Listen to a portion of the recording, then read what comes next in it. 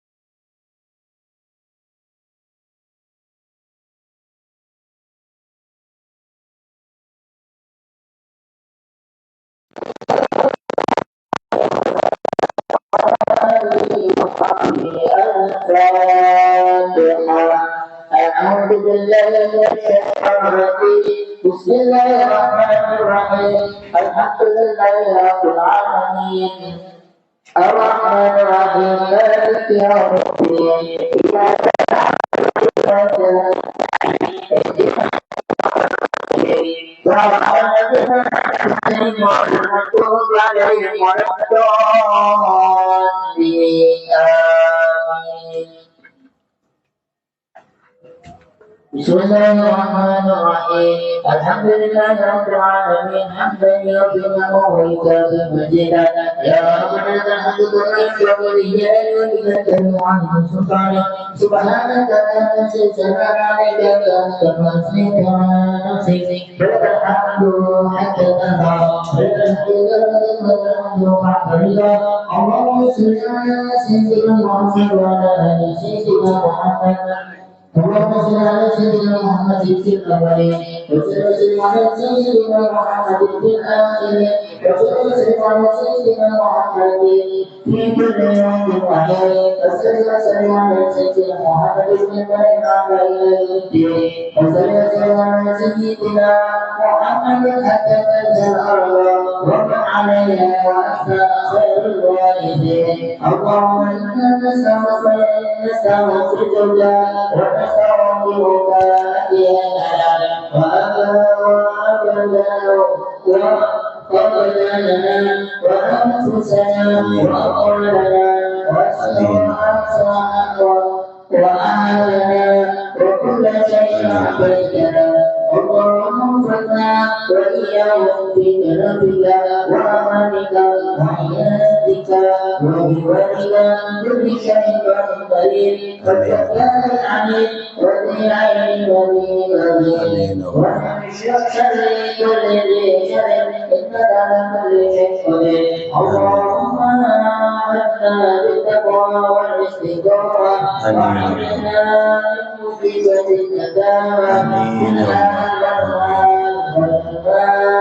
إنك سميع الدعاء آمين يا الله. وصل اللهم بجمالك وجلالك على سيدنا محمد وعلى آله وصحبه أجمعين ونزلنا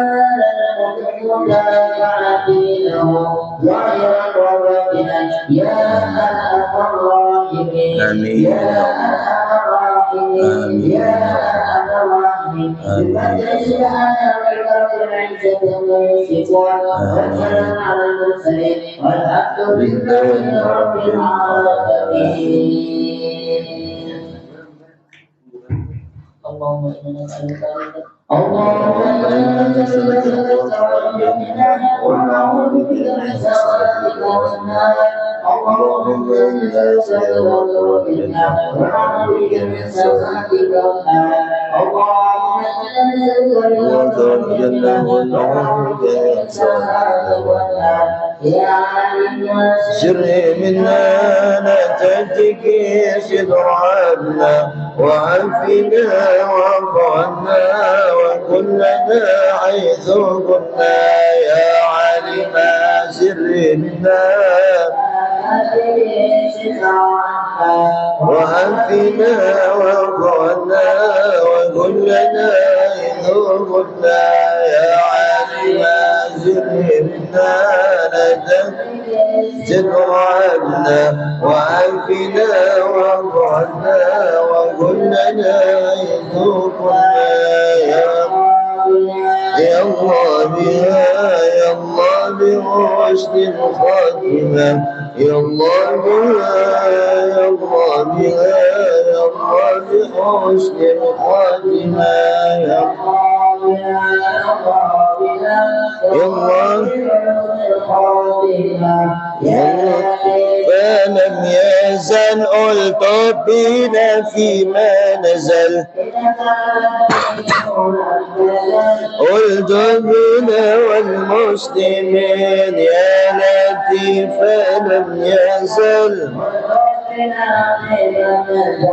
إنك لطيف لم تزل ألطف بنا والمسلمين لم يزل ألطف بنا بما نزل إنك لطيف لم تزل ألطف بنا والمسلمين يا خائفين منا نخاف يا أمان الخائفين سلمنا مما نخاف يا أمان الخائفين دعوهم سبحانك اللهم وتحيتهم فيها السلام وآخر دعواهم أن الحمد لله رب العالمين. InsyaAllah terima kasih atas pembacaan Ratibul Haddadnya. Semoga sebagaimana apa yang menjadi fadilah daripada Ratibul Haddad, kita hajat-hajatnya, niat-niatnya insyaallah dikabulkan oleh Allah Subhanahu wa taala, terhindar diri kita daripada mara bahaya yang kemudian akan mengintai kita semuanya, dan semoga kita selamat dunia dan selamat di pada akhirat kita. Amin amin ya rabbal. Selanjutnya yaitu adalah kita membacakan Rawi Al-Barjanji yang dipimpin kembali oleh Ustaz Mahfuz ya. Silakan Ustaz, fadhal. Shallu ala Nabi Muhammad.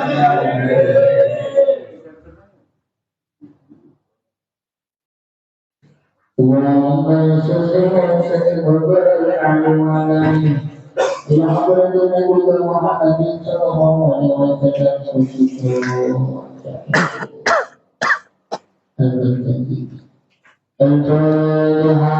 أعوذ بالله من الشيطان الرجيم. بسم الله الرحمن الرحيم.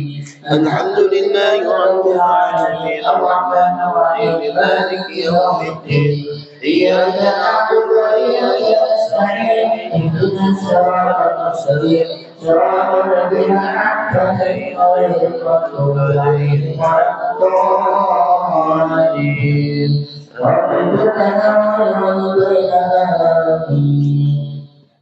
يا ربي صل على محمد يا ربي صل عليه وسلم يا ربي صل على محمد يا ربي صل عليه وسلم يا ربي اجعل وسيلة يا ربي خذ بالفضيلة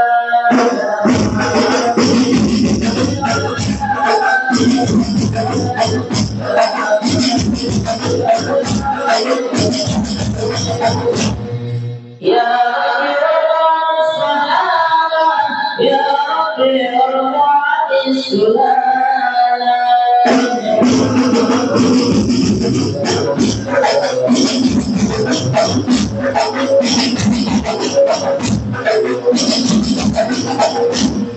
يا رب ارفع المشايخ يا رب فرحم والدينا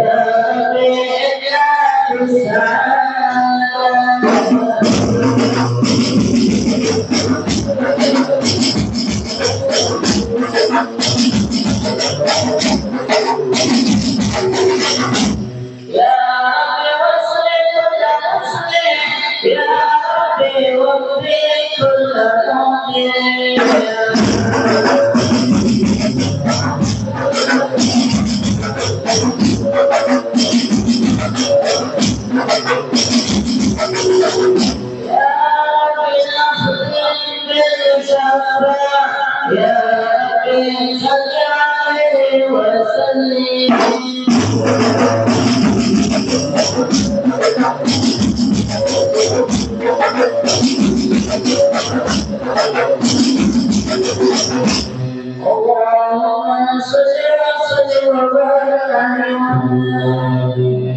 بسم الله الرحمن الرحيم.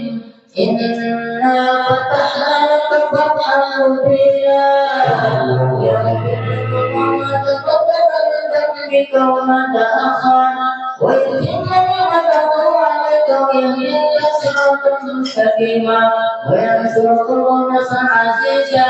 لقد جاءكم رسول من أنفسكم عزيز على العنتم حريص عليكم بالمؤمنين رؤوف رحيم. فإن تولوا فقل حسبي الله لا إله إلا هو عليه توكلت وهو رب العرش العظيم. إن الله وملائكته يصلون على النبي يا أيها الذين آمنوا صلوا عليه وسلموا تسليما. لبيك اللهم لبيك لبيك اللهم لبيك لبيك اللهم لبيك. اللهم صل على سيدنا محمد وعلى آل سيدنا محمد. اللهم صل وسلم وبارك عليه.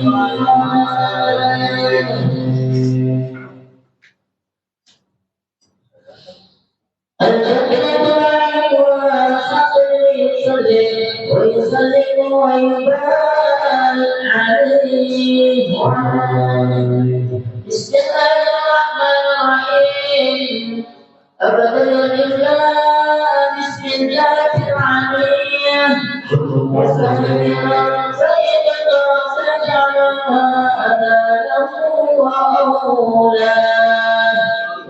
وسلم أنه سائر والهدية وقضي من الشكر الذي خطاياه وسلم بالتقرب والأفضلية القريبة والجبال واستغنى الله تعالى رضوانا يخص العترة الدقائق النبوية ولا الصحابة والأتباع والمستجيبين سلوك شمول الرابعة الجرية وحكم الرواية في خطط الخطر والخطاب فنشر المولد النبوي بوضة الحسان الأقوية آمنا من النسب الشريف عدة محل مسارع لفلان وأستعين بحول الله تعالى وقوته القوية فإنه لا حول ولا قوة إلا بالله عزيز بفضله بأمر شديد فلا تسلم. اللهم صل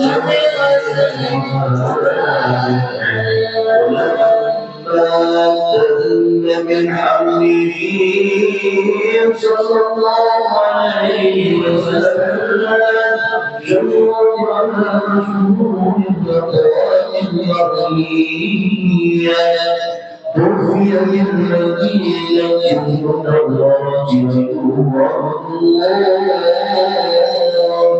وكان قد اجتاز لإخوانه بني عديد من الطائفة النجارية ومكث فيه الشهور سقيما ونزفه وشهرا ولما أن بأهله صلى الله عليه وسلم على الرجل بسبب قدمية وآل الزمان أن جميعا الصلاة حرمه ليلة مولده آسيا ومريم في نسوة من الأرض والقدسية وأخذها المخاض وولدته صلى الله عليه وسلم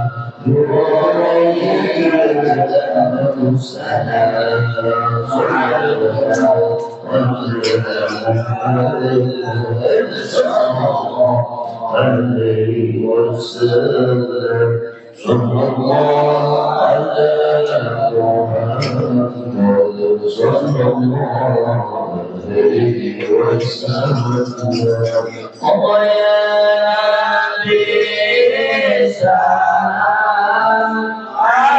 عليك يا رسول السلام عليك يا حبيب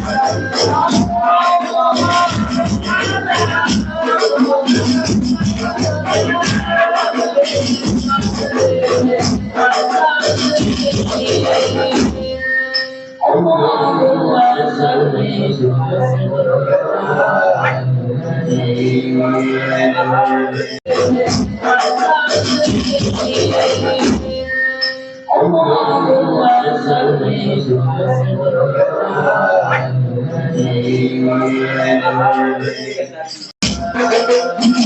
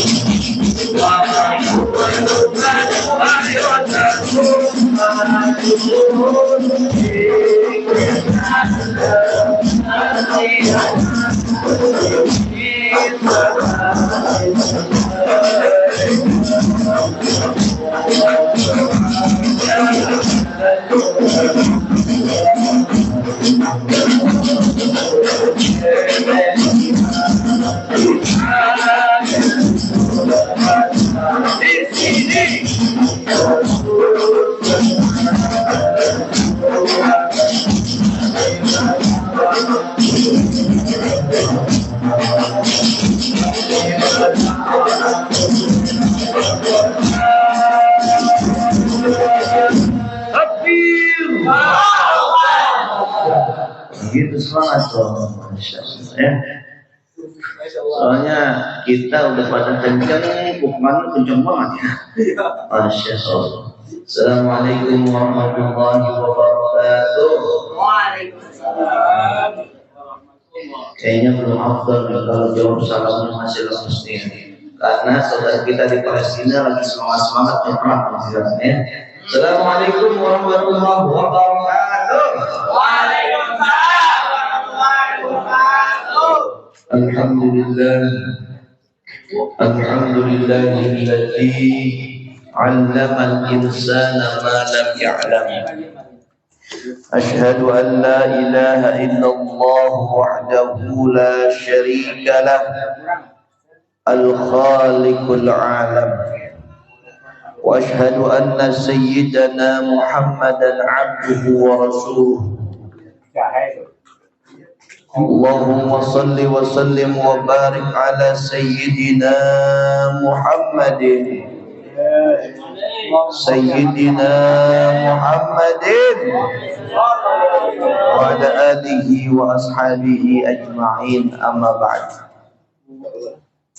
Yang sama-sama kita muliakan para hadirin yang hadir pada kesempatan kali ini, yang insya Allah kehadirannya kita di sini dicatat jadi amal timbangan yang memberatkan kita dalam kebaikan kepada Allah Subhanahu wa taala, dan yang menjadikan sebab kita mendapatkan ridhonya Allah Subhanahu wa taala dan kita dibalas dengan balasan yang sempurna, yaitu nanti di akhirat surganya Allah Subhanahu wa taala.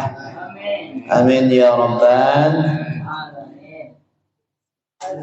memuja dan memuji Allah Subhanahu wa taala dengan kita mengucapkan hamdalah alhamdulillahi rabbil bersalawat kepada Rasulullah sallallahu alaihi wasallam dengan kita selalu mengucapkan Allahumma shalli ala sayyidina Muhammad wa ala ali sayyidina Muhammad.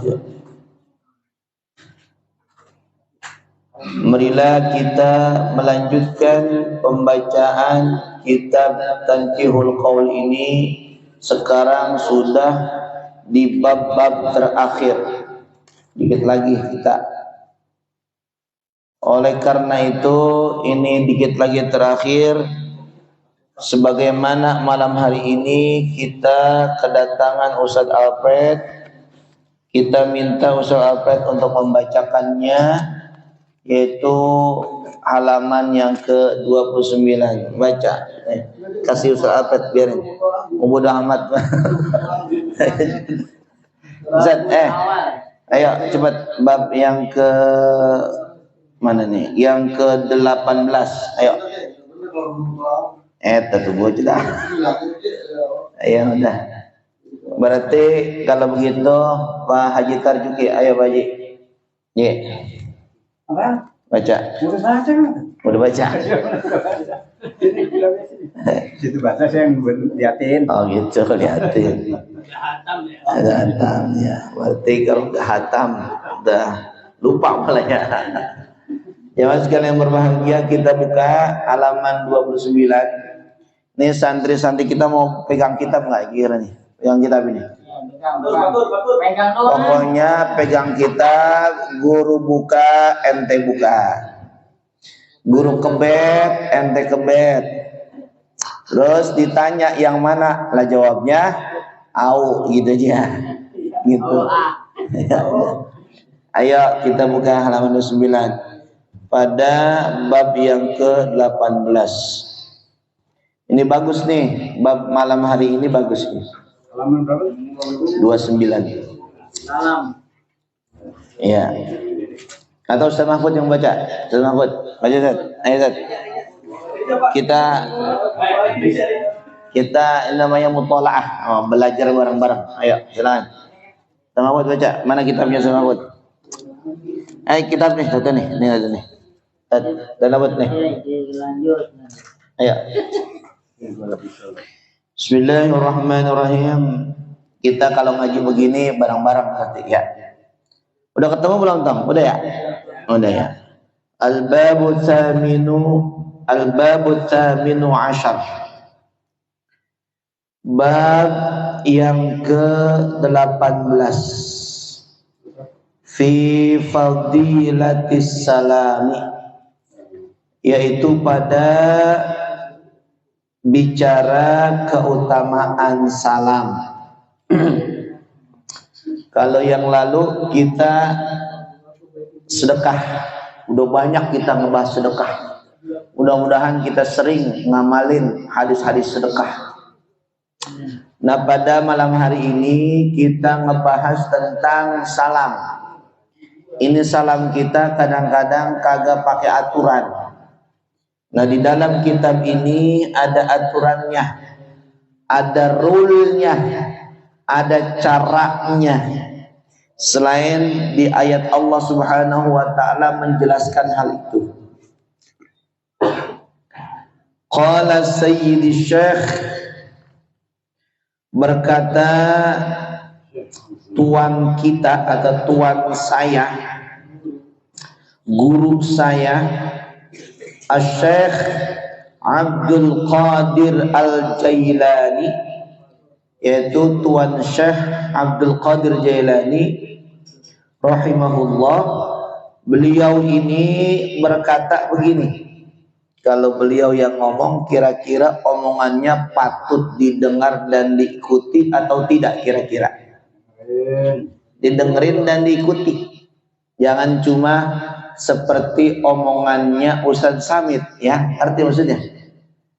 Jadi kalau kaliber beliau mengarang banyak kitab, banyak, bahkan beliau itu menjadi tokoh sentral yang dipakai oleh orang-orang terdahulu daripada orang-orang tua kita, ya.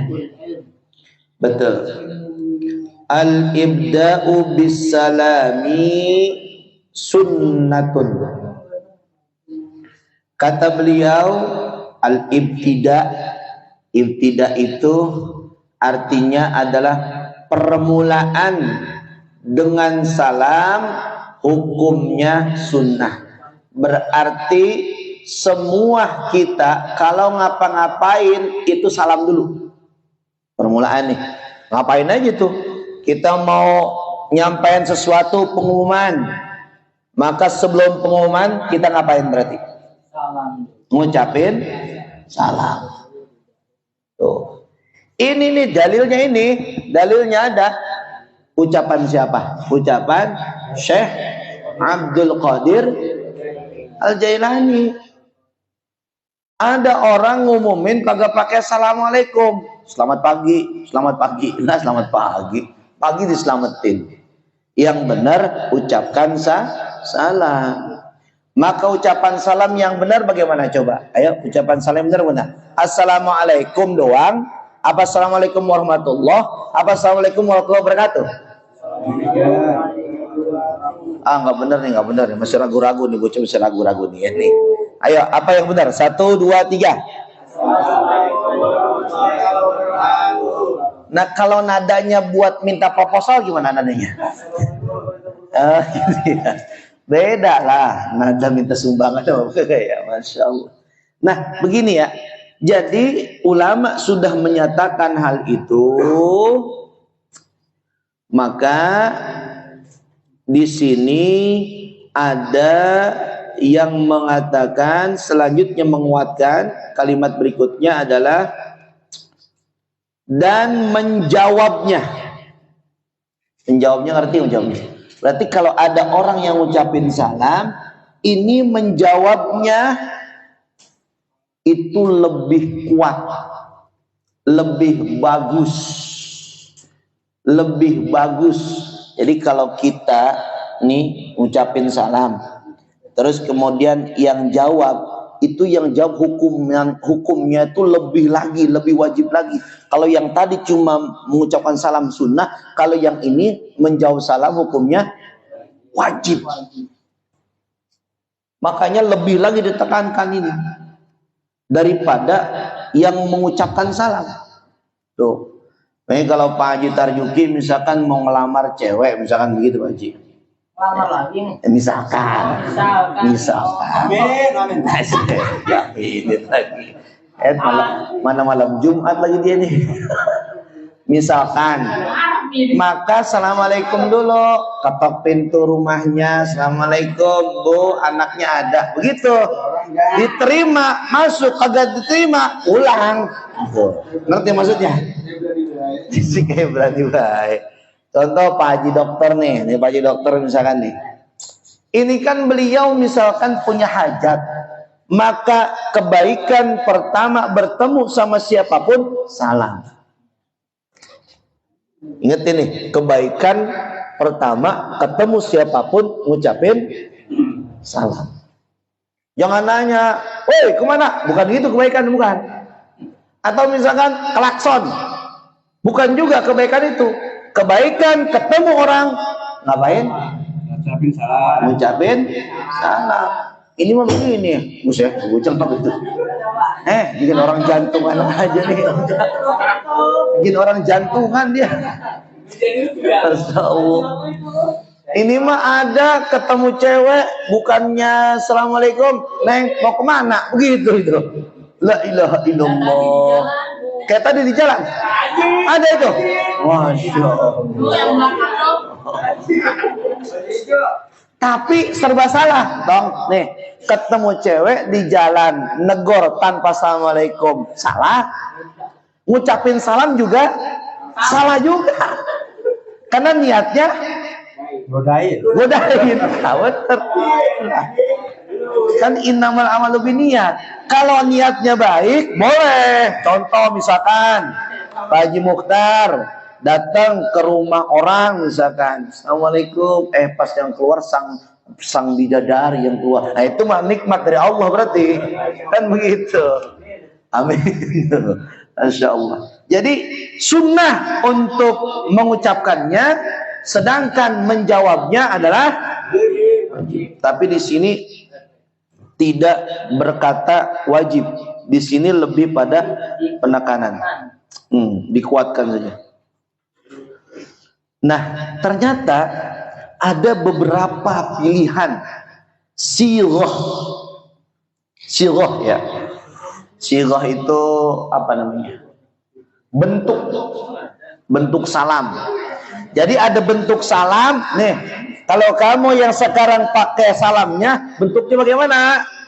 Ustadz, saya bentuknya biasanya ngucapin salamnya begini. Assalamualaikum. Nah, itu betul kan ya? Itu betul ya? Betul nggak itu? Jauh ngapa? La ilaha illallah. Ini kan ngaji, kita ngaji ini sekarang ini. Assalamualaikum. Betul apa enggak itu? Dulu. Imma ayyadkhulal alif wal lam. Nih, kata sigoh yang pertama, dia kemasukan alif dan lam. Alif dan lam. Kan salam, alif dan lam. Maka jadinya apa? Assalamualaikum warahmatullahi wabarakatuh. Itu sighah yang pertama. Atau bentuk salam yang pertama begitu. Dan itu biasa lazim kita ucapkan. Atau yang kedua, dibuang alif lamnya. Dibuang alif lamnya. Berarti gimana ngucapinnya?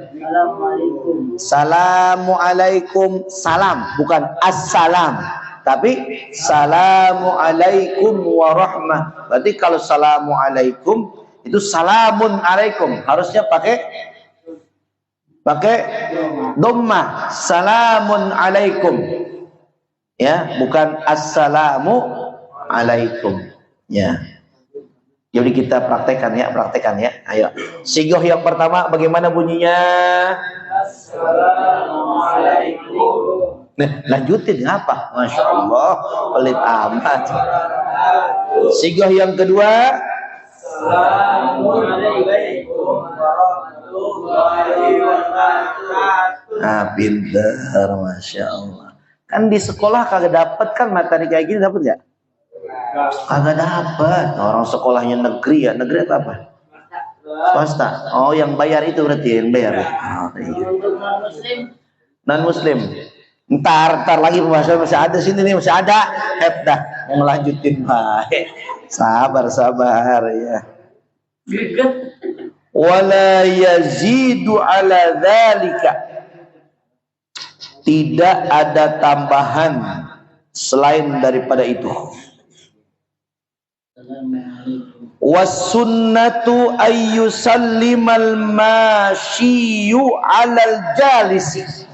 Nih, kata kitab ini, dan disunnahkan hendaklah orang yang berjalan mengucapkan salam kepada yang sedang duduk. Ada orang pinggir jalan udah duduk baik. Itu yang sunnah mengucapkan salam, bukan yang duduk, tapi yang jalan. Yang jalan. Assalamualaikum Haji, gitu kan ya. Assalamualaikum Bu, Assalamualaikum Mas, gitu. Itu sunnahnya begitu.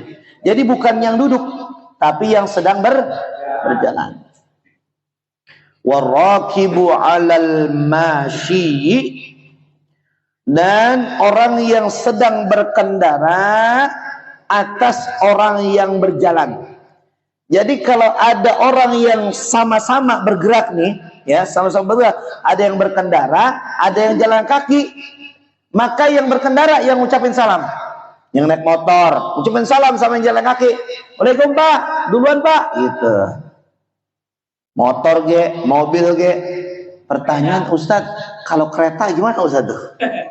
Kan rokib juga itu. Kan begitu ya? Ya itu ada nggak orang yang di situ? Kan temennya. Nggak ada. Jangan ngucapin salam. Kan begitu. Lalu kemudian wassalamul wahid minal jamaah, dan seseorang yang mengucapkan salam kepada banyak orang. Jadi misalkan kita datang di satu majelis, jangan yang di majelis itu ngucapin salam sama kita, tapi yang baru datang. Assalamualaikum. Nah gitu. Waalaikumsalam. Nah itu sunnahnya, ya. Lalu kemudian mana lagi? Wa kadzalika, dan sebagaimana demikian juga membalas seseorang daripada jamaah itu mendapatkan balasan yang sama. Wala yajuzul, dan tidak boleh. Nah ini nih. Dan tidak boleh bid'ah. Ini tadi yang ditanyain sama Ustaz Mahfud nih. Wala yajuzul bid'ah bisalami 'alal musyriki. Oh. Jadi kata kitab ini kagak boleh memulai salam kepada orang yang musyrik. Orang yang musyrik ada nggak di zaman sekarang? Ada nggak? Apa? Siapa? Siapa berarti orang yang musyrik? Bukan. Orang yang musyrik itu berarti orang yang menyekutukan Allah. Siapa saja yang di Allah. Ya, pokoknya yang tidak mentuhankan Allah itu namanya musyrik. Iya. Yang tidak menyembah Allah itu namanya musyrik. Yang menduakan Allah itu namanya musyrik. Berarti selain bahasa musyrik, apa bahasa kasarnya? Yaitu adalah kafir. Kafir. Itu nggak boleh kita ngucapin salam. Kata kitab ini nggak boleh. Fa'in, maka jika nih bada'a musyrikun, maka jika orang yang musyrik itu ngucapin salam sama kita, nah ini nih, kan kita nggak boleh ngucapin salam sama mereka, tapi mereka ngucapin salam sama kita, maka apa jawabnya? Maka kata di sini jawabnya adalah apa? Rudda alaihi bi ayyaqula wa alaika. Jawabnya apa? Wa alaika. Udah itu doang. Dia ngucapin salam nih. Assalamualaikum warahmatullahi wabarakatuh. Kita wa alaika. Udah selesai. Ya. Ada yang pernah diucapin salam enggak? Ada. Sering. Saya pernahnya ini Pak. Saya salam saya kan lagi berumur gini Pak. Tapi dalam bentukan sekolah kuliah ada yang non muslim juga. Tapi dia menjawab. Tapi dominannya non muslim. Saya menyebutkan salam, mereka menyebutnya apa? Ya nggak apa-apa. Sebenarnya sih kalau dalam komunitas begitu, kamu mendoakannya buat saudara kita semuslim. Tapi kalau misalkan sendiri, kamu jangan. Ntar kamu PDKT lagi. PDKT. Tapi itu bagian dakwah. Mangga silakan dakwah itu. Mudah-mudahan dengan kamu mendekati muslimah, apa namanya? Yang non muslim, yang perempuan, hatinya terketuk dan insya Allah dapat hidayah dari Allah Subhanahu wa ta'ala. Amin. Nah itu sekarang udah jam 9. Kita lanjutkan pekan depan, insya Allah nanti akan kita lanjutkan. Dan sedikit waktu untuk tausiah dari Ustaz Alfred secara umum. Silakan Ustaz Alfred untuk menyampaikan tausiahnya. Ane minta waktu antum 7 menit untuk kita saling mengingatkan ya. Kalau ini kan sesuai kurikulum buku, kalau ini sesuai kurikulum apa namanya? Ya. Kepada Ustaz Alfred sebelumnya kita sholawat dulu ya. Sholawat lagi, sholawat lagi. Ya Rabbi bil Mustafa badil maqasidana wa bil lana ma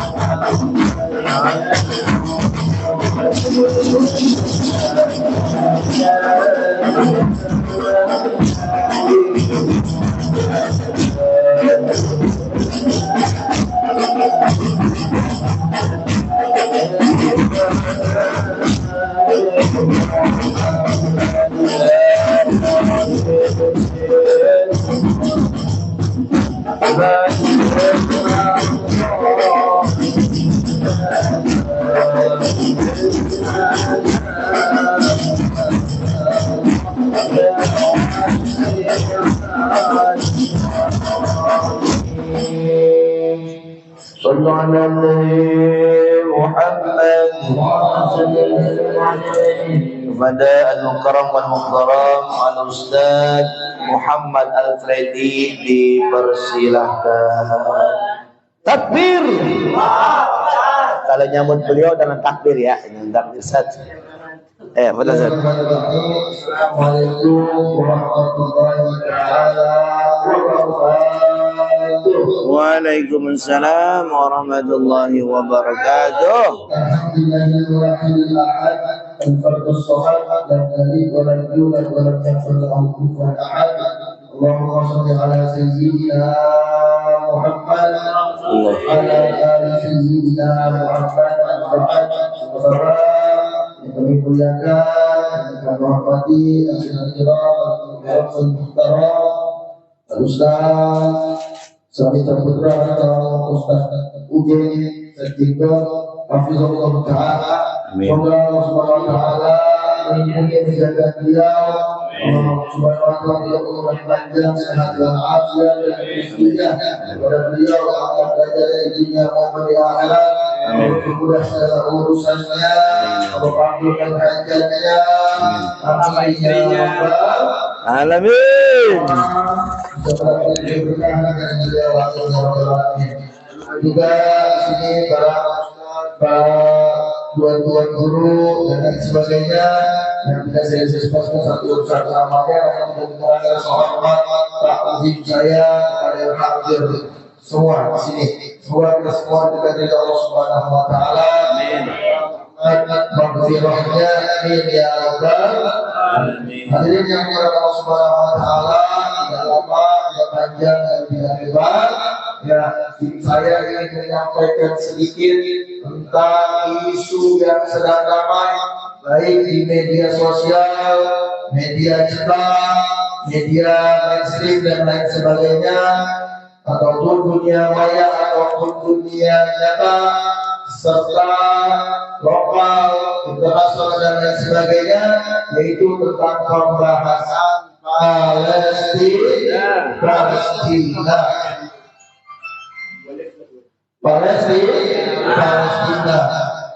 Ya, sedikit mengapa kita harus mendukung, membela, membantu, mensupport Palestina? Kenapa? Pertama, saya ingin menambah dari ayat Al-Quran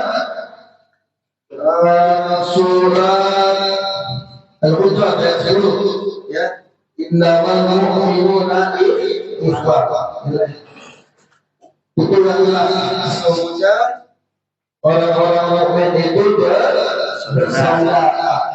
Dimanapun siapapun kita, selama kita orang mukmin masih bersaudara, maka disebut dengan namanya ukhuwah Islam. Juga ukhuwah. Ada ukhuwah Islamiyah, ada ukhuwah wataniyah, ada ukhuwah basyariyah atau ukhuwah insaniyah. Ukhuwah Islamiyah adalah persaudaraan saudara secara Islam.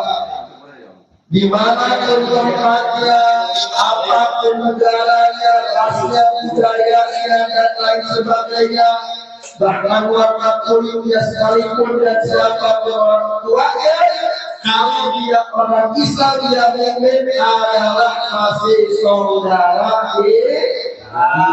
Itulah namanya ukhuwah Islami. Dia sakit, kita sakit. Dia duka, kita duka. Dia terzolimin, kita juga terzolimin. Ini hati-hati. Ya, jadi kita tidak boleh acuh tak satu, kita nggak boleh gelap mata, nggak boleh butek kupingnya terhadap isu Palestina. Al-Muslim akhul Muslim, kata Nabi Muhammad SAW. Orang Muslim itu saudaranya orang Muslim.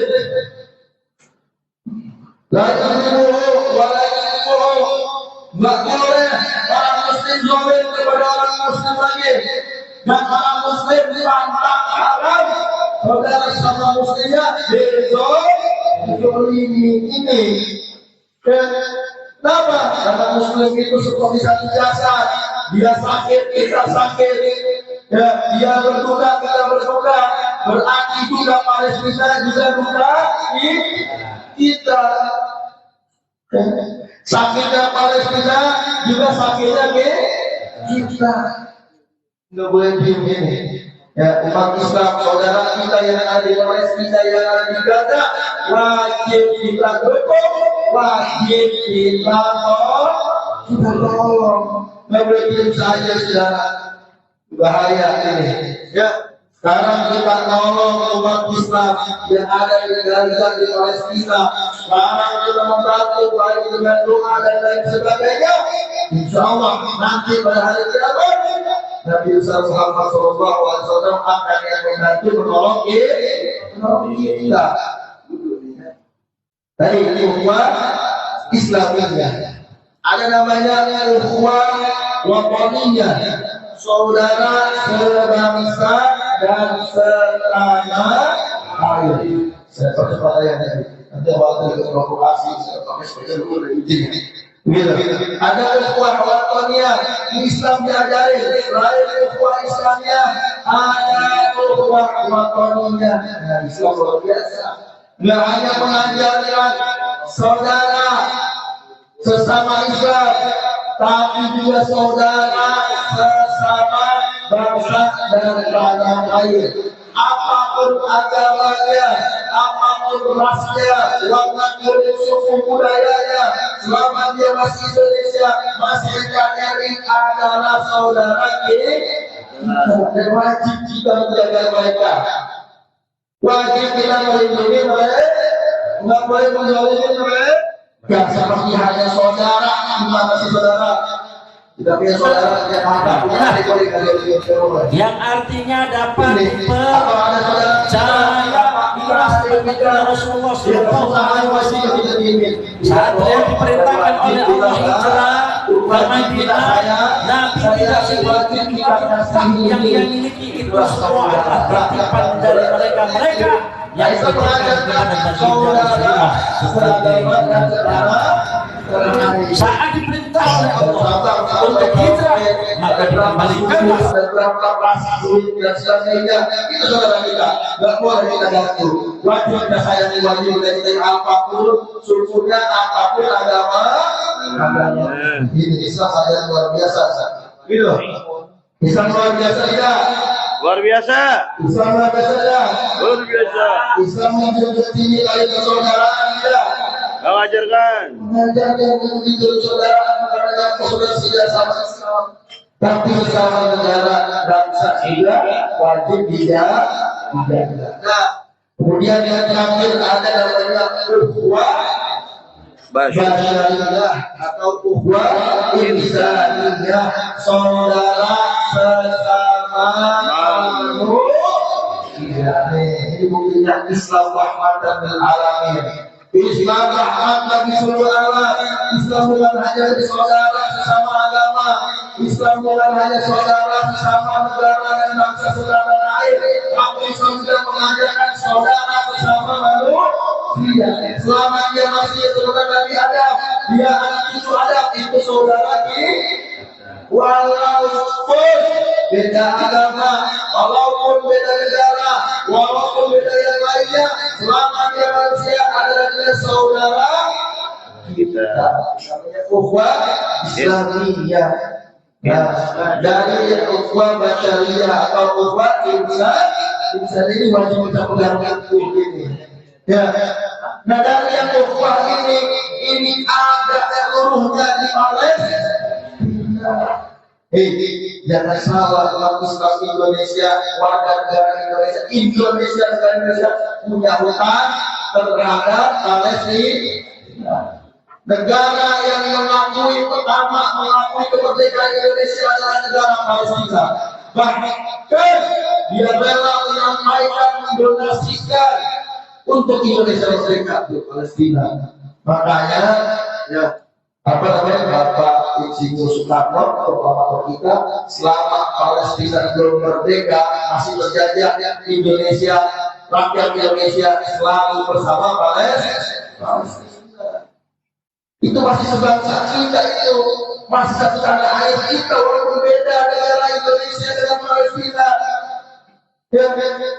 Bahkan amanat penggunaan undang-undang bahwa setiap kemerdekaan adalah hak segala bangsa, maka penjajahan wajib dihabiskan di komuniti. Saya ini, ya, kita nggak boleh belak-belakan sama Palestina. Ya, banyak historinya, baik secara umum, secara khusus, secara nasional, secara agama dan internasional. Ya, Indonesia itu saudaranya Palestina. Kemudian kemanusiaan, apalagi ya, ini bukan hanya isu agama.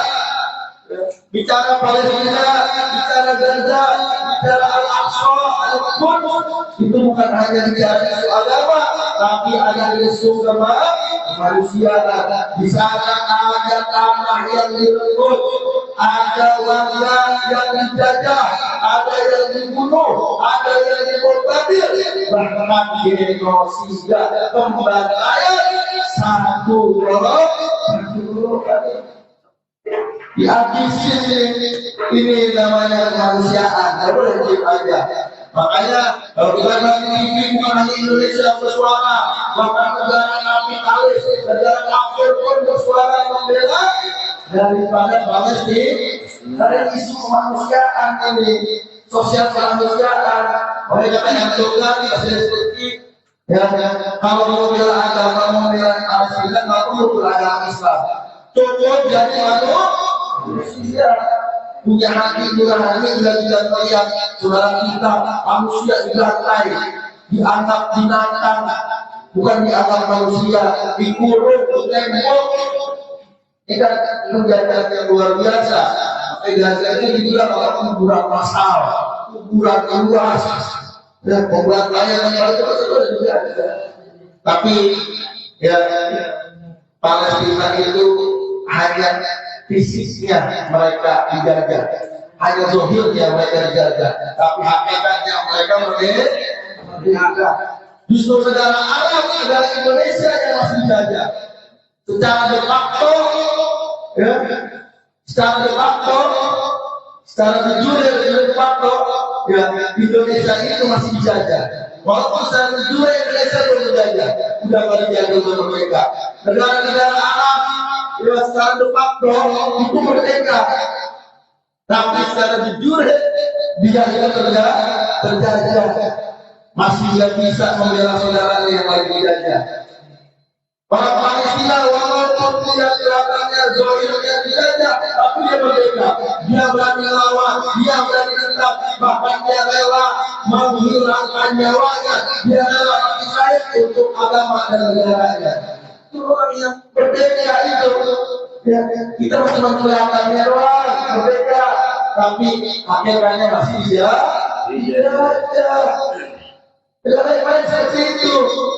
Ya, kalau kita dijajah, jangan kita berani lawan Israel, lawan Amerika. Kita kasih tahu terakhir dulu. Ya. Yahudi Israel boleh punya Amerika, Israel Yahudi boleh punya nuklir, Israel Yahudi boleh punya bala tentara, kekuatan dan lain sebagainya, tapi umat Islam punya Allah. Mereka kita berdoa, kenapa aduan Islamul Mukmin? Doa itu adalah senjatanya orang mukmin. Dalam ayat Al-Fatihah, semoga Allah memenangkan perjuangan Hamas, memenangkan warga warga Palestina. Amin. Allah wa ta'ala memenangkan rakyat Gaza dengan Indonesia. Amin. A'udzubillahi minasyaitonir rajim. Bismillahirrahmanirrahim. Alhamdulillahirabbil alamin arrahmanirrahim maliki yaumiddin. Iyyaka na'budu wa iyyaka nasta'in. Ihdinas siratal mustaqim. Shiratal ladzina an'amta 'alaihim ghairil maghdubi 'alaihim waladdallin. Allahumma a'izzal Islam wal muslimin. Allahumma ansur ikhwanana al-muslimin wal mujahidin fil Filistin wal Gaza. Allahumma ansur ikhwanana al-muslimin wal mujahidin fil Filistin wal Gaza. Allahumma ansur ikhwanana al-muslimin wal mujahidin fil Filistin wal Gaza. Allahumma taqabbal imanahum wa amhil sakinatan fi qulubihim wa warzuqhum. Allahumma ahdil al-jabarata wal musyrikin. Allahumma ahdil al-jabarata wal musyrikin. Allahumma ahdil al-jabarata wal musyrikin. Allahumma damir Yahudiya wa Israiliyyin wa Ziyadin. Allahumma shamil samlahum. Allahumma qarrib jamahum. Allahumma ansur umat Sayyidina Muhammad. Allahumma ansur umat Sayyidina Muhammad. Allahumma arham umat Sayyidina Muhammad. Bidai Sayyidina Muhammad sallallahu alaihi wasallam. Walhamdulillahi rabbil alamin. Wassalamualaikum warahmatullahi taala wabarakatuh.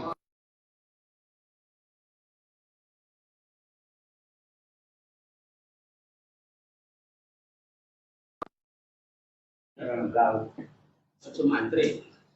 Baik, terima kasih luar biasa untuk gurunya ya.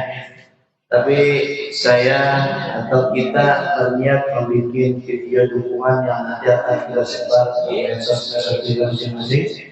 Semoga dengan video dukungan itu semakin banyak orang yang mendukung Palestina untuk kemerdekaannya ya.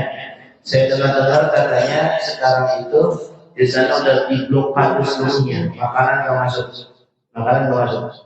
minuman, air nggak masuk, obat-obatan nggak masuk, semua. Jadi mereka bertahan semampunya mereka, semua bertahan mereka ya semampunya mereka bertahan. Itulah apa yang mereka bisa lakukan saat ini. Iya. Tetapi kita kagak bisa ke sono, kita kagak bisa. Karena apa kita kagak punya duit ya. Ke sono tuh kita beli dua apa? Serius kita akan punya duit, maka yang kita punya, yang kita ada apa? Kekuatan daripada doa. Makanya kita doakan atau support mereka. Saya lihat video, ada seorang anak kecil laki-laki, aina ummat Muhammad. Masya Allah. Kata anak kecil orang Palestina, di mana umat Muhammad? Kami umat Muhammad, saudaramu sedang dianiaya. Di mana engkau wahai umat Muhammad? Masya Allah. Kita yang dicari sama mereka, bukan orang lain. Kita, saudara-saudara kita di sana sedang butuh bantuan kita. Uang kita tidak ada, tenaga kita tidak mungkin sampai ke sana, tidak ada daya dan upaya kita untuk ke sana. Tetapi minimal apa? Doa kita. Jangan sampai kita tidak diakui oleh Rasulullah. Sebagai hadis Rasul yang sangat populer dan ini selalu saya pakai ketika zaman dulu, ketika Indonesia belum bertemu dengan perjuangan Palestina. Apa hadisnya? Malam yahtam bi umuril mu'minin falaysa minna. Siapa yang tidak peduli pada urusan saudaranya sesama orang-orang yang beriman, maka kata Nabi, bukan umatnya Nabi Muhammad. Na'udzubillahi min.